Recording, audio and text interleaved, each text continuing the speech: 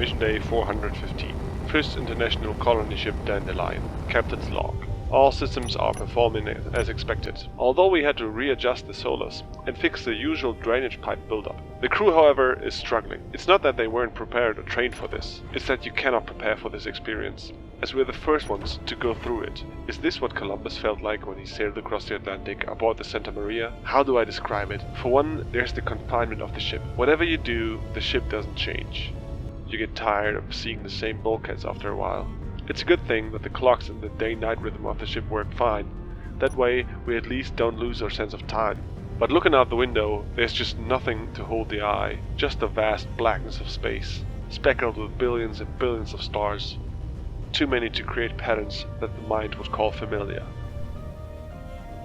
Hi, I'm Antiloompa. Space travel is fascinating and poses many different challenges, not only to engineers, but also to psychologists like me. In this video, I will present these and look at the question, how can the design of a spaceship help with the unique stress of deep space missions? Also, what can the crew do to alleviate this stress? NASA has announced that they're planning a permanent settlement on the Moon by 2024, and that Mars is coming right after that. SpaceX is working on a reusable spaceship, aptly named Starship, to service the orbits Moon and Mars. So technology and funding is on the way. But what about us? What about the humans going on these journeys? There are a lot of unique factors that affect crews of deep space missions. NASA has done a lot of research on that and published most of it. This might be relatable to you right now. Many countries have implemented isolation rules, and many of the same effects that would apply to people on the Starship apply to people stuck in their homes as well. The main goal should be to decrease the stress for astronauts as much as possible, since their tasks will be demanding 100% of their attention. So let's start with the basics. Subtle things. Spaceships are kinda loud. Despite the fact that vacuum doesn't transmit sound, the machinery required to run basic functions aboard a ship are quite loud. The air is somewhat dry because humidity would cause instruments to rust or take damage. While none of these aspects are critical, they aren't all that great either. These factors are what's known as hygiene factors in the two-factor model by Hathberg. Taking care of hygiene factors won't make you happy, but not solving them will make you unhappy and cause additional stress. If you've ever worked in an office with a broken AC or bad lighting, you will know what I mean. What can you do about that? Not a whole lot. You can try and make your ship interior as quiet as possible. I tried this on this design by separating the engines from the living areas as far as I could, because I assume that the engines are going to be the loudest part of the ship. You'll also want to make sure that the lighting is bright enough so you can work well with it, but not too bright so it doesn't hurt your eyes. The lights bring me to my next point. I built a system on the ship that adjusts the lights to the appropriate daytime. In the morning you'll get a pale orange light, at noon it'll be the brightest, in the evening it turns orange again until you get a pale blue light at night. This also helps with a sense of time. Losing your feeling of time is detrimental. Not only would a lack of the system be disorienting, like constant jet lag, it's also very important to what's known as sleep hygiene.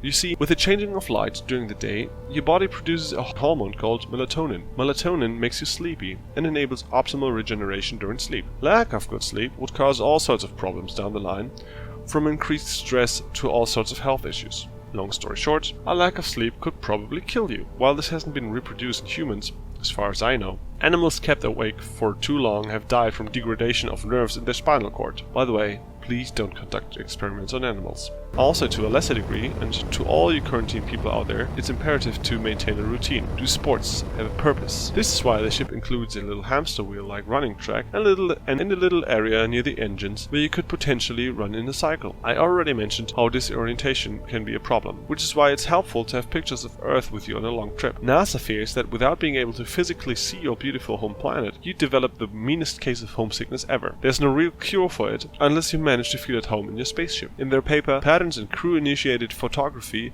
of Earth from the ISS, Is Earth Observation a Salutogenic Experience?, which is part of the Psychology of Space Exploration ebook from 2011, NASA has looked at when and why astronauts photographed Earth. They wanted to see whether looking at Earth had positive effects on the crew. They found that observing Earth indeed affected the crew in a positive manner. Subsequently, they fear that the lack of direct line of sight to Earth might increase the crew's sense of isolation, putting additional stress on them. The Dandelion features multiple monitors with pictures of Earth as well as living plants to give the crew a sense of connection to Earth. Additionally, frequent contact with Earth is absolutely crucial to the crew's well-being. Not only will they be able to receive updates from Mission Command, giving them a sense of purpose and security because someone is looking after them from the ground, but they will also be able to receive messages from their loved ones at home. Being separated from your friends and family for a long time will put the crew under immense stress. Being able to send messages back and forth can mitigate these effects to a degree. In this design, I have attached a big sort of satellite communication disk to accommodate for long-distance communication. A major aspect that keeps showing up in NASA's papers on psychology of spaceflight, especially in modern times, is interpersonal conflict. Crews assembled from different countries, cultures, speaking different languages, or at least different dialects of English pose a challenge to crew cohesion. Misunderstandings pose the threat of escalating into open hostilities if not solved quickly. In this ship, I have used the space available to the best of my abilities to leave areas for crew members so they can avoid one another for a bit to cool off and solve their differences in a civilized manner afterwards. However, intense training in de-escalation in interpersonal problem solving is required for crew to be able to handle these kinds of situations well. The last thing I would like to show you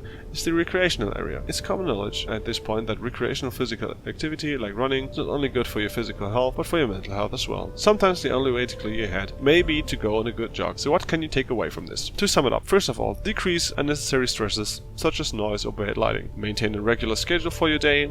Keep your purpose in mind. Stay in contact with loved ones. Solve interpersonal conflicts in a constructive manner. And make time for recreational activities.